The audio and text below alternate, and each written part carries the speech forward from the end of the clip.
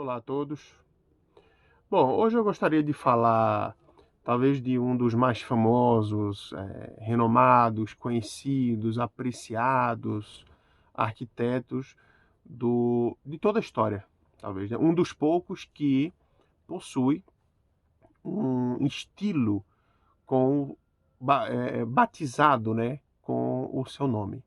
Estou falando do arquiteto Andrea Palladio, lembrando que ele também é um tratadista da arquitetura e um dos mais importantes arquitetos de toda a história. Do Renascimento, sem dúvida, juntamente com o Michelangelo, ele se torna talvez o mais renomado arquiteto do século XVI. Ele também era um grande tratadista. O seu primeiro texto é o Antiguidades de Roma, que ele escreve ao longo das viagens que ele faz para estudar as ordens e a arquitetura da antiguidade em Roma e região. Esse livro, esse tratado, né, é publicado em 1554. É uma obra um pouco rara. Foram feitas apenas 3 edições ao longo da história. Uma delas no século XX, que eu, por sorte, tenho, vou mostrar para vocês.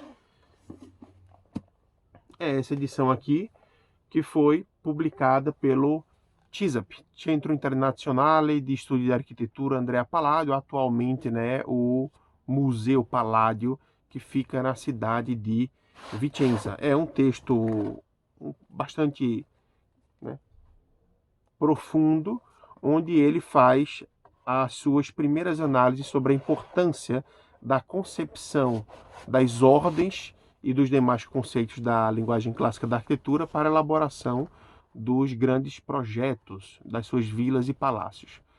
Já citando sobre os seus projetos, ele tem aproximadamente 35 projetos que ele elaborou e construiu, ou seja, para a época isso é uma quantidade muito relevante, muito grande.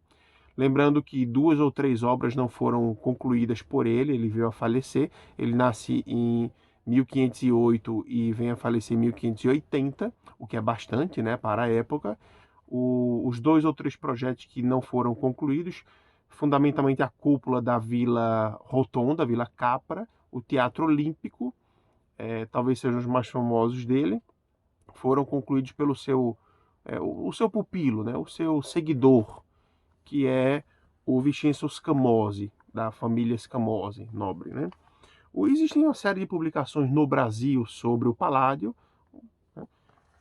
Por exemplo, essa edição feita pela Taschen, é um livro bastante ilustrado, muito bonito, vale a pena, recomendo isso para todo mundo. Foi o autor que me encantou para o estudo da história da arquitetura, então acredito que realmente todos aqueles que vejam as vilas palladianas ficam realmente encantados.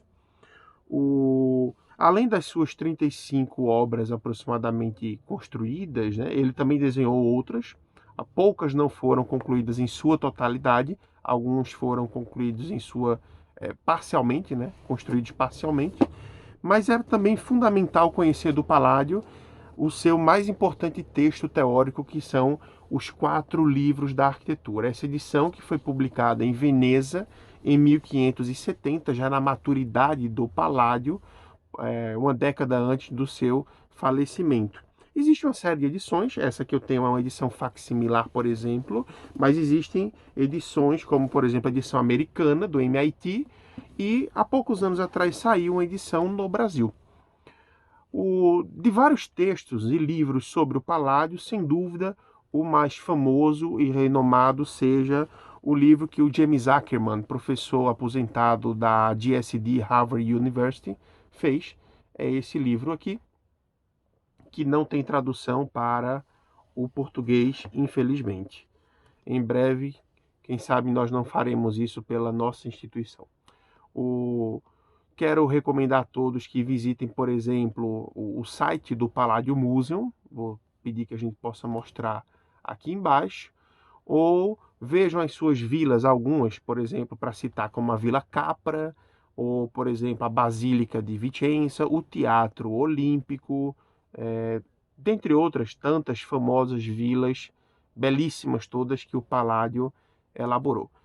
Sem dúvida, ele vai se tornar um dos grandes cânones da história da arquitetura, e muitos o classificam como maneirista, né? Porque ele, sem dúvida, faz a arquitetura à sua maneira, ao seu modo, sendo uma espécie de superação do movimento anterior, classificado apenas depois, né? Lembrem-se que os renascentistas se intitulavam, em sua grande parte, modernos, mas nós o classificamos como renascentistas. Bom, espero que visitem as obras do Palladio, que esse vídeo tenha sido despertador dessa grande curiosidade. Obrigado a todos. Até logo.